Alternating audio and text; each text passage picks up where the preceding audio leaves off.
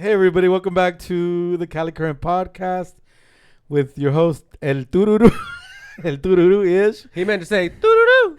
Yeah, that Tururu. Just wanted to see that we're talking about something very important. But first, my co-host over here.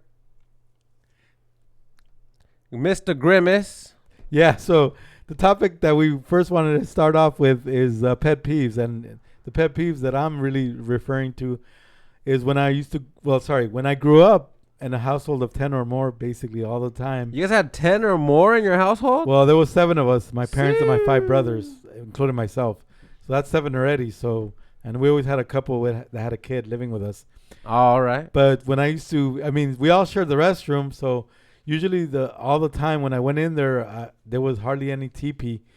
Or in other words, I came to the end of the TP and without the realization that there was no TP in the entire restroom. TP meaning toilet paper. Yeah, correct. So I don't know what it used to disappear. And it's like a few times, more than once actually, that I can remember, I used to call my mom, right there smelling my own crap, even though we had a little window. Mom, we need TP. And she always used to keep it, or I don't know what she did with it.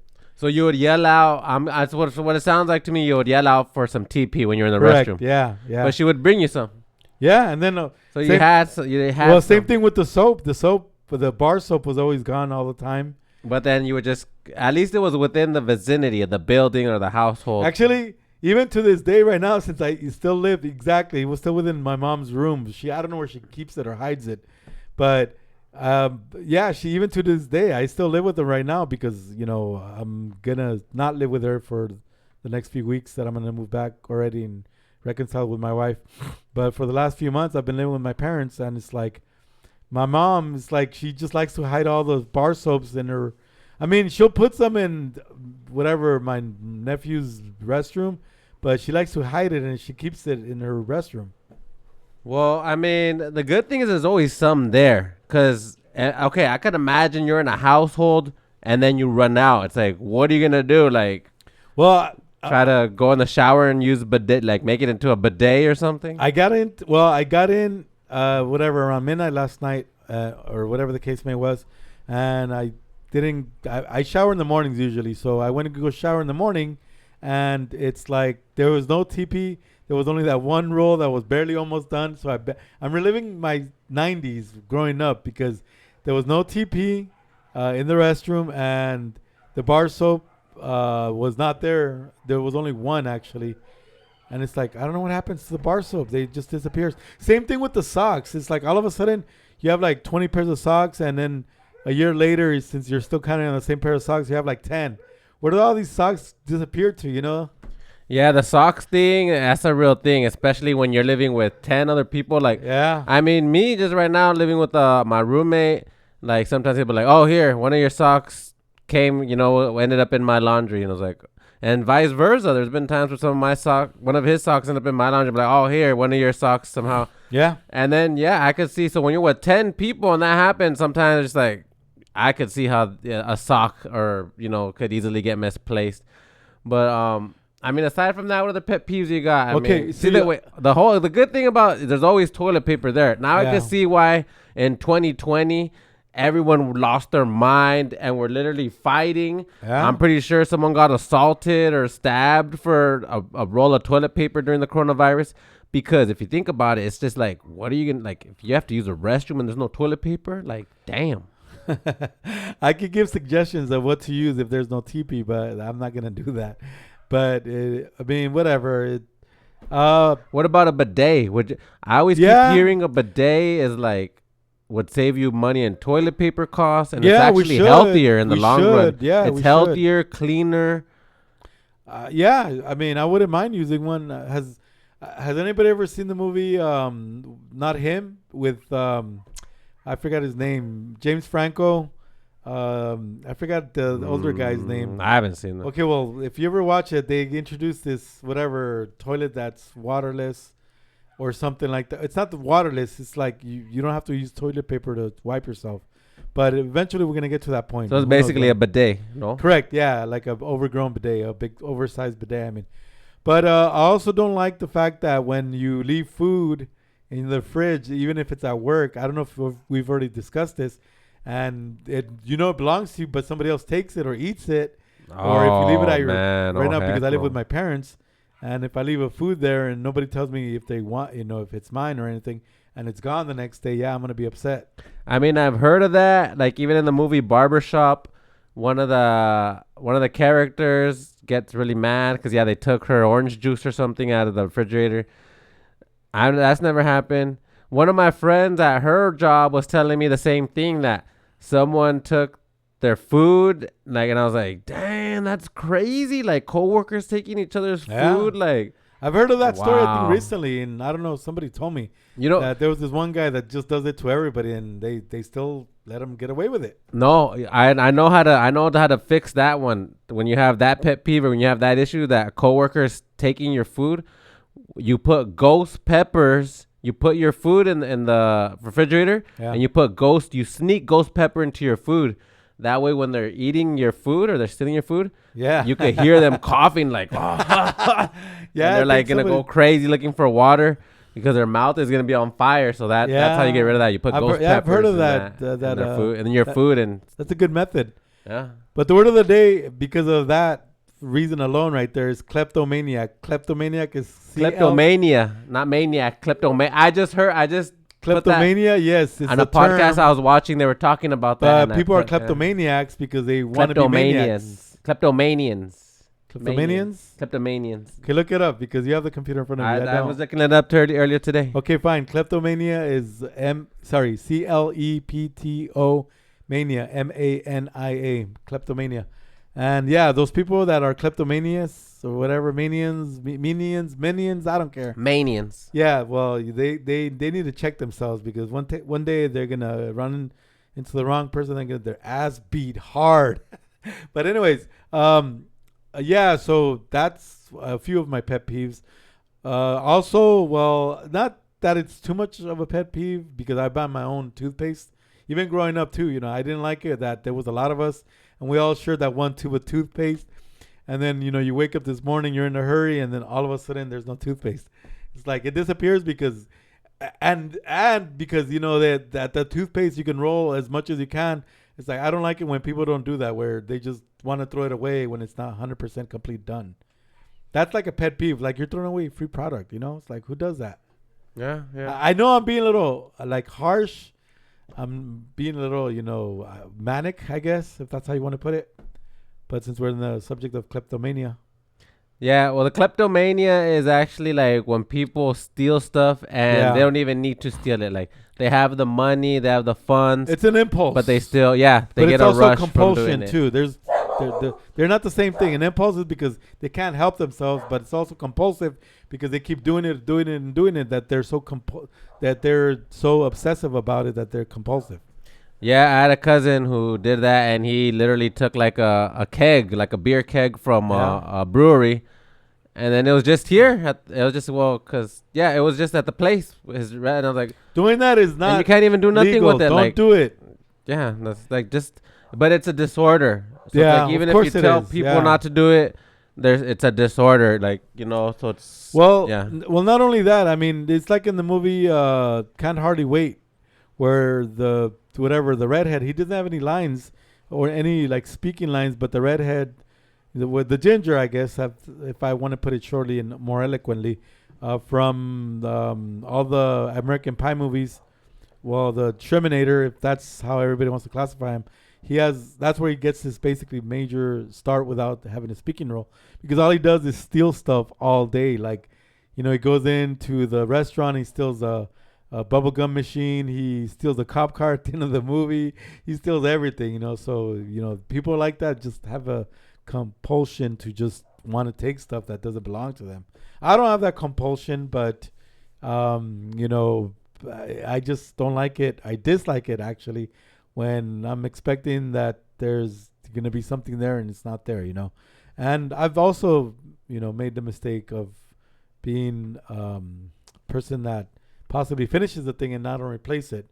So I'm guilty either way. It doesn't matter. I can't blame somebody else, but I can't take the full blame either, Well, I mean, sometimes you just got to do that if you're going to do it or not. I mean, why not?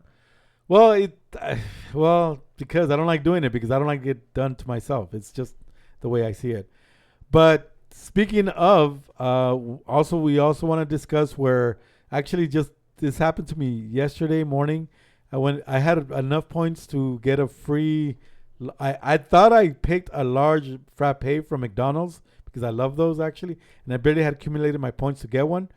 And just because I was in a rush to get one because I was driving, I'm always multitasking when I'm driving, and I picked a small. And by the time I realized it, I couldn't change my order because of free, and I'm like, I couldn't bear it.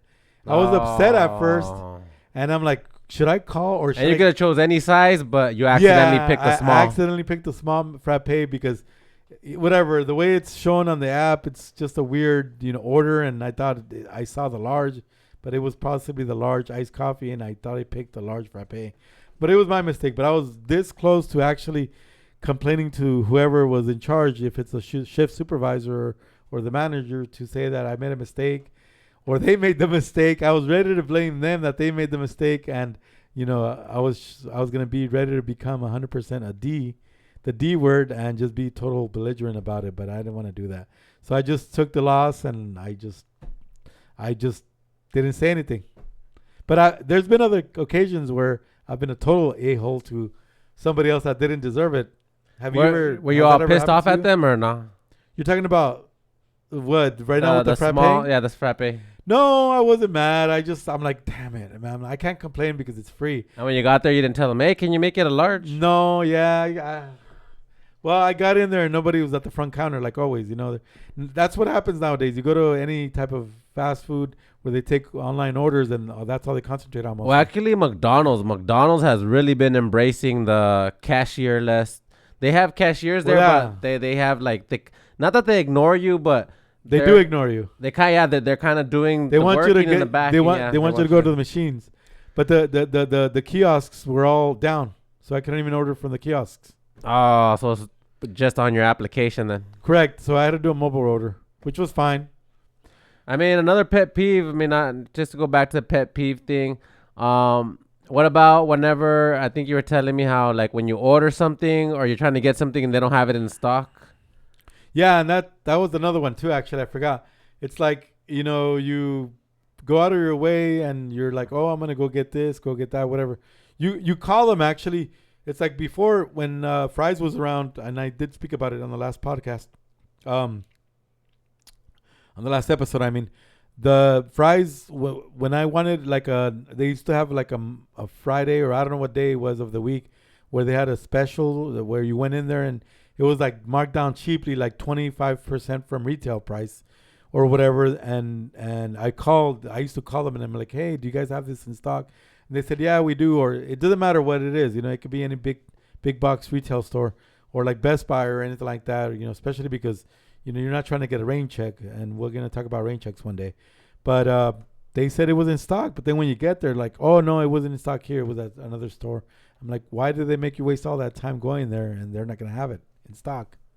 Yeah, well, I mean, you should try calling ahead or no? Well, that's what I did. I call all the time. Oh, that's what I do. Yeah. That's what I do. Yeah. It's like, that happens a lot, actually, with Walmart, because they say that they don't run their website or their page. And they blame it on whoever runs the website. I'm like, well, I don't know. You guys, why don't you tell me who runs your website? How am I going to know? Yeah, I forgot what item I was buying. I don't know if it was a TV or a printer. I was buying something. And then I was like, do you guys have one? Like the stock was empty. And then they're like, yeah, it says here we should have one. And they're like checking on their, it's like a big remote inventory checker. And then they didn't have it, or they had to order it. And I was just like, oh, man. And it said they had one, but what are they going to do? They're like, they checked in the back. I think they did having it. I think it was a TV I was buying or something like that. Well, that happens a lot in the car industry. Sorry, in the automobile industry, when you go to a dealership, because all dealerships are independently owned. I don't know if anybody knows this, but if you ever have an issue with a dealership, you cannot. Let's say if you have a manufacturer issue with your vehicle, you buy in the car from the dealership because they're buying the car from the manufacturer. So if there's a recall on the vehicle, the manufacturer has to take care of the problem. The only reason why you have to take it to the dealership is because the dealership is in charge of fixing it, because they're going to get a price fix to fix it for you, because the manufacturer, whoever it is going to pay the dealership. the dealership only mostly cares because they want to get more money out of you, so they recommend a service, and that's how the car industry works.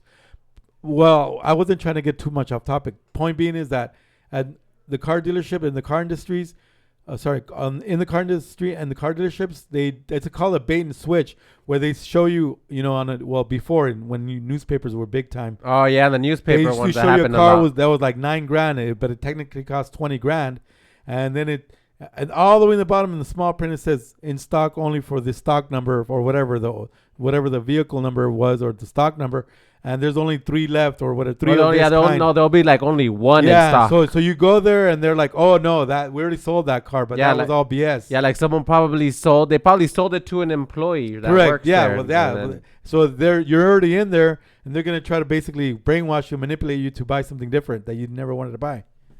But that happens in the car industry, so that's called a bait and switch. Meaning, I think that's what they do also in retail stores. Recently, or for the whole summer, I think Pizza Hut is having like $2 Tuesdays where you get a personal pizza for $2. That's a great deal. It's a great deal. At Target, I just saw that same pizza cost like $8. $8? That'd be like maybe $5. 10 actually. Hey, yeah, that sounds. And if you go anywhere into the LAX airport, if you buy any personal pizza like that, that's $15 easily. Oh my gosh. But I mean, yeah, the pizzas, they're okay, they're decent, but not all of them are participating. So I would call them. Well, obviously, I guess it's different with pizza. You got to put your order in. Yeah. So I'd call them and they'd be like, oh no, we ran out. Or one time I called them and they're like, one Tuesday, and they're like, okay, yeah. Okay, what kind of toppings? Okay, pepperoni. Okay, jalapenos.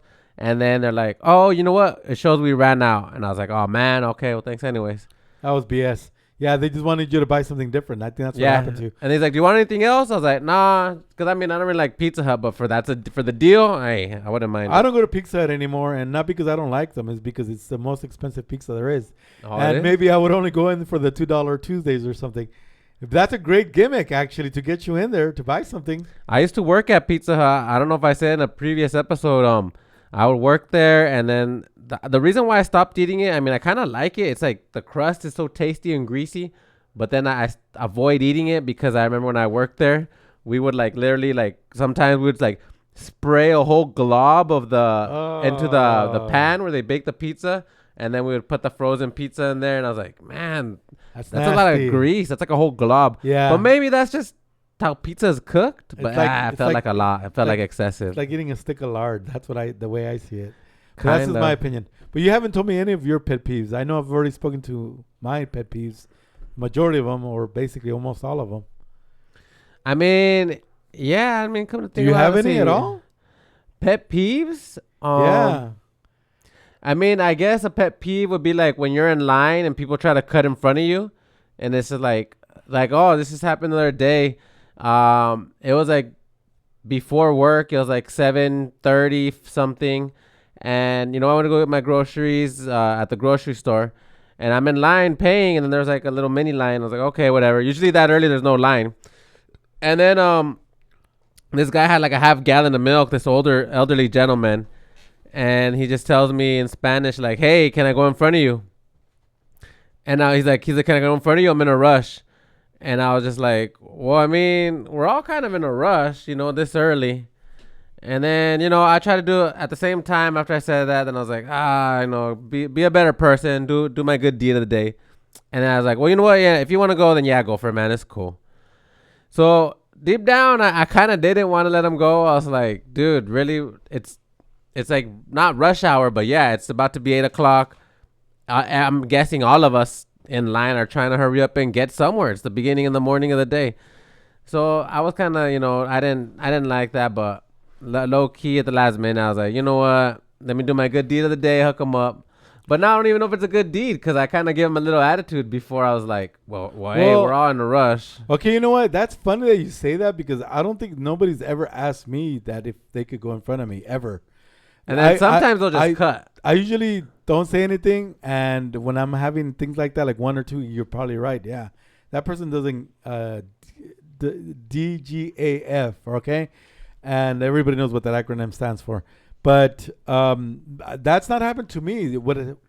I usually let people go in front of me, yeah, if they have one thing. But I don't let them ask me. I just say, hey, If you want to get in front of me, go ahead. Actually did it yesterday, I think.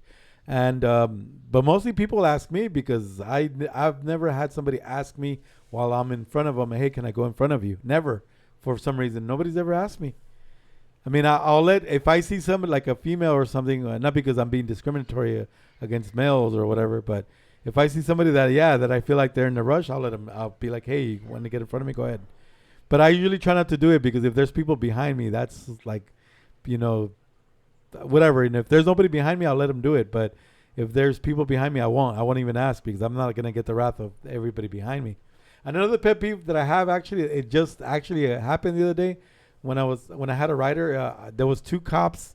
I turned into the street to pick up a girl, and the 2 cops were literally blocking. Not only were they blocking the street, but they were blocking the entrance to the parking area where the girl was because she was literally like 50 to 100 feet away. And I saw her coming towards me. And it's like the cops know what the hell they're doing. It's like, you really got cops. You have radios, cops. You have cell phones, or anybody that does that parks on both sides of the streets. It's like nobody does that anymore. Who talks like that anymore? It's like they're called cell phones. That invention has been out for at least 40, 50 years. Yeah, well, I hate that when they're blocking 2 sides of the street because they want to have a little chat in the middle of the street. It's really annoying. Sometimes I do that. But yeah, when I'm in the car, then it's just like, really, they're chatting. Or sometimes they'll just be stopped. Yeah, like you're saying, chatting with somebody. I mean, I do that from time to time, but when I see a car coming, then I move out of the way. Or I'll tell the car that I'm chatting with, like, to make the space open. But yeah, it sucks when you're there and just waiting, like, okay, come on. And another thing, well, okay, how about when you're in line in cars and traffic and someone cuts you off? Or not cuts you off, but like, say everyone's in line to get on the freeway, and usually during rush hour, and then someone just cuts everybody in line and goes to the front. I don't get so mad about that because sometimes I would do that when I'm in a rush. Yeah, well, you get what you get. Yeah, so I when they do that, I just kind of like, oh, okay, I've done it. Okay, look, well, my pet peeve is when there's 2 lanes, but everybody is stuck in one lane. There's 20 cars in the left lane, and there's only 2 cars in the right lane. That actually sort of happened today when I was trying to get on the freeway. And it's like, well, people sped up, and I got on the left lane as soon as I passed the semi because it was like 20 cars deep, and there was only 2 or 3 cars on the right lane, and I didn't get upset because I do it all the time. People do it to me, I'm going to do it to them. It doesn't matter, But I've also been I don't want to play myself like I'm the victim all the time because also moving on that I've also gotten upset because I did mention that I made the mistake. I acknowledged my mistake yesterday, but there was this one time where I didn't acknowledge my mistake. It was about maybe 10 years ago. Me and my wife went out on a night. We I don't remember what we did that night, but I remember the beginning of the night we went to go to a liquor store and I had like $100 bill and I asked the guy if he could break it. And then after like 5 minutes after we left, we already had our drinks or whatever. And I got upset. I'm like, because I was a little tipsy already. Oh, damn. And I went back to tell the guy off because I'm like, hey, I'm missing like $20. You didn't give me my change or something, But I was a little inebriated, so I think I made the mistake. And I didn't remember that I had all my money until not the day after, but a few hours later. And I'm like, oh, damn, I felt so like ashamed that I belittled the guy in the liquor store, He could have had me arrested if he wanted to. Because you're not supposed to be badgering somebody, Damn, you got that aggressive to be. Yeah, I was. That was a little annoying. Yeah. Man. But I didn't acknowledge my mistake then. But I'm like, yesterday I grinned and bear it. I had to. Have you been back to that place? No, because that was when we used to live in Anaheim. Oh, so it's a different location. Well, that was at the beginning of our relationship when I first started with my wife. I mean, she used to go often, but I never went. That was the only time I went with her.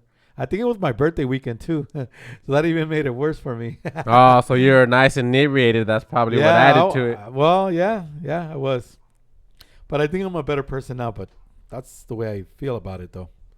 I mean, an interesting pet peeve for me, I would say, is when people park. Okay, you got this. I understand parking on the sidewalk or on the street is open to everybody, but city property. City property. But when in front of your household. If you're living in the household. So you're sacred. Sacred right? Yeah, I would say it's an unspoken rule that parking belongs to the people who live in the house. So around here in Santa Ana, Southern California, the way things work is whenever the street sweeper passes by, there's like literally a parade. I like to call it a parade of cars. If you look at my Instagram, you'll see I even recorded it one day because I was just like, this is ridiculous. There's a parade of cars that follow the street sweeper because everybody's after the parking, because parking is crazy over here in Southern California. It's like here, like that in Los Angeles, from what I understand. So normally I put my two cars in front of the house. And then today or this week, some lady parked her green Honda Accord and followed the street sweeper and parked it right in front of my house. I was like, oh, really? So I was like, and I can't do nothing. I'm just like, really?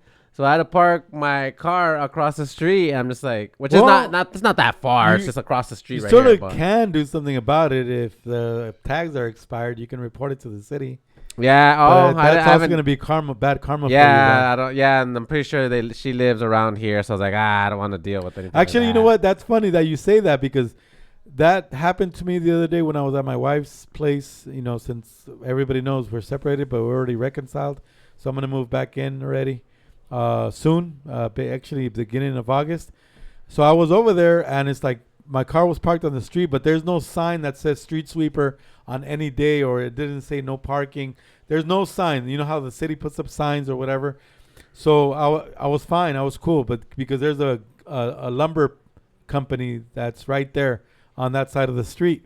So when I walked out there, because I needed to retrieve something from my vehicle, there was a parking enforcement, 2 females.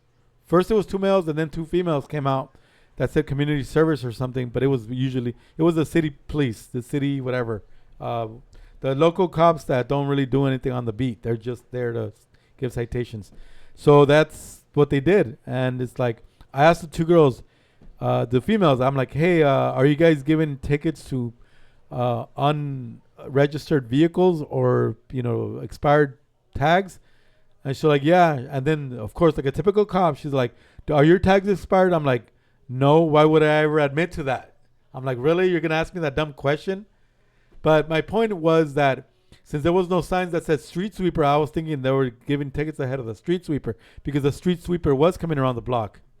Yeah, if they don't have posted signs, then obviously you could definitely fight it. But I was asking just to verify and clarify, because since I'm going to live there, I'm going to usually mostly park in that area, because if it comes down to me parking for $50 inside the garage a month, that's just costing unnecessary cost that I'm going to have to pay $50 a month. I'd rather pay $50 a month for something else and not for parking for free. Yeah, here in the city, santana.org, according to santana.org, they issue 100,000 street sweeping tickets annually. And those tickets come at like $75 a ticket. That's $7 million right there. Damn, revenue. Just in street sweeper tickets. Yeah, that's revenue right there. And check this out. 20% of parked cars on residential streets in this city, according to same thing, santana.org, they don't have current registration stickers. So, damn, that's like basically a whole quarter of cars parked are just non-registered. Like, well, I think, not all of us are guilty of it, but my dad has an unregistered car where he lives. But is it parked on the street or is it parked on his property? But now he's on the driveway. Why is it on the driveway now? Because so they don't take it because it has expired tags. Yeah, like I have one vehicle, my Supra. It's not registered right now. I have to re-register it. But see, I have it off the street. It's on the driveway in the back. Okay, I'm just gonna give everybody a heads up. If your vehicle has expired tags and it's in your driveway or anywhere on your property, that's not basically on the sidewalk or on the street, the cops cannot touch it whatsoever. But even if you put out your trash cans, once everything is out in public, it's called public domain, and the cops can do whatever the heck they want, take it away, tow it away. And even if you have like important documents in your trash bin, people can come by and take those because your information is public information now. That's why it's called public domain. Oh, so even trash. So trash is public domain. You cannot be upset at somebody going through your trash. Yeah, I've seen that. A lot of people, they look for recyclables, and I see them. It's like, damn, that's awkward. But yeah, but if you're going to get upset at one of your neighbors for them parking in front of your house and then, they live across the street, You're F there. You're no, screwed. I You know. can't do anything about I was just like, oh, I've always had the parking in front of my place, but well, I mean, there's not like, yeah, I can do nothing about it, and I was not about to tell her something like, hey, really, you're gonna park in front? And I was like, nah, I understand. It's public parking. It's for everybody. I just parked across the street, and I was like, okay. Doo-doo-doo. And then unless you want to be like a gangster, like in Goodfellas, when Henry Hill, when he was a young 14-year-old kid and parking or whatever, when he had his zoot suit, he said that nobody bothered there, even though that the neighbors parked their car before he got like big and known in the neighborhood, that people used to park their cars in their driveway even though they didn't own a vehicle. But now that they had respect for him, they weren't there going to cross him or the family, so they stopped doing that. Meaning that out in public domain, anybody can F with your vehicle. And you cannot stop people from taking pictures of your house, your neighborhood, if they're in the sidewalk or in public. Public domain meaning that freedom of press, freedom of everything. The First Amendment is covered within the public area. So That's now you cool. know. Yeah, so I mean, Don't be a tururu. that was one of my things, of pet peeves, especially around here in the neighborhood. Some cars, like, man, I already know some of the owners of the cars. I'm just like, why do you keep, like, the registration's expired and they're just maintaining the vehicle on the street? And that, like how it says, 20% of the cars don't have registration. Like, okay, I don't have registration on my Supra, but I just keep it. I'm not parking on the street. Like, if I park on the street, it's because it has registration. So, okay, I'm paying my dues. Now, when they got it on the street and they're not paying their dues, it's like, dude, either fix your car or sell it. That's what I would say. Like, why? Like, the owner of that vehicle has just been moving it at least for the last year. Like, why don't you just sell it? Or Typically it's usually an ancient relic. It is, meaning that it has more sentimental value than actual value, and they don't want to get rid of it. And it's like, at the same time, maybe they don't have the finances to fix it. okay, so it's just like, you got to part ways with it and sell it or fix it. It's well, you know how I said that my dad has a 62 Chevy Bel Air? Well, he has that one in the driveway, so that sort of makes sense. Yeah, so it's in the driveway, so it's okay. About 10 years ago, my brother, my oldest brother, he had, I don't remember what it was. It was a Nissan 270 ZX with the T-tops, and I know you know what that is, or whatever, ZX, I don't know. That now it evolved into the Z. Like it's 20 a years ago. Nissan sport yeah, car but the over ZX, time. it was a red one too. He had it out he had it out there in the public with expired tags for the longest time, and he got upset because they towed it. The city came along and they towed it because it was not registered. That can happen. There's nothing you can do about it. You're gonna have to grin and bear it. It's tough luck. I'm sorry to say, but that's just how the public domain works. Well, even when we first moved in, there's always going to be people that are prejudiced against, brown people or whatever. And we had a neighbor that was 3 houses down, and he wanted to have the city tow my dad's green Bel Air back in the day, like about 15 years ago, because he just didn't like it sitting, because he thought it was an eyesore sitting in the front, of whatever, the driveway. He literally called the city and they couldn't do anything about it, or the county or whatever, because he didn't want to see my dad's Chevy Bel Air parked in the driveway. Yeah. People be crazy sometimes. Yeah, my thing, 20%, that's like a quarter. Like, a quarter of parking would be a big difference. So, I don't want to be that guy, like, hey, pay your tags or sell your car or fix your car. Like, but at the same time, over here in Southern California, like, there's no parking. So it's like, come on, man. Like, even when you go to the beach, so you have to be careful of where you park, because you can get your car towed if you want to go to the beach for a few hours. They're pretty aggressive over there. Yeah, and everything is all metered now, so there's no way to not pay. I heard this new law that's coming through that they approved, that I think from every corner now, you can't have cars parked within 20 feet or 10 feet. That makes sense. So it's going to remove like thousands of parking. Yeah. So when that thing goes live, like, that's going to remove like 4 or at least 2 parkings on my small street. It's gonna get interesting. It's all for revenue generation. That's what it is. Oh, to generate revenue. Yeah, because damn, like, you're right. Because see, the parking is so bad on the streets over here that people just park their car in the red and corner, and they'll turn their car thinking, oh, it's parked because it's hugging the corner. Or a lot of times people just park in the red and they're just like, F it. And then the parking meter, there's so many that the parking ticket people don't even get them. But at those numbers that they issue 100,000 street sweeper tickets, and you're saying that comes out to be like $1 million. I was like 7 million. 7 million. I'm like, And that's just now, on that one aspect of it. Now that makes sense why they're cutting off. Because I was thinking, why are they cutting the parking when parking's an issue? It's you got to follow the paper trail. It's all about the money. Generate revenue, especially more damn. for these corrupt bureaucrats, politicians, whatever you want to call them, that just want to pocket some of that money. But that's just my opinion about it. I don't have any proof. Hey, well, California, we power the nation, so they gotta find out ways to we can get more money secede from the country, and we'll still be fine. Yeah, I don't think the country would let us do that because they'll probably attack. They'll let Texas do it because Texas is a red state, but California they won't allow it because we're a blue state. I don't know. I doubt they would let the moneymaker go. So Texas doesn't generate revenue more like California does. We have a lot of industries here in this state alone. Okay, anyways, we appreciate you for being here at the Cali Current Podcast. Don't forget to do every single day whenever you can. Whatever that means, you're going to have to find out one day because I can't tell you. It's a secret handshake.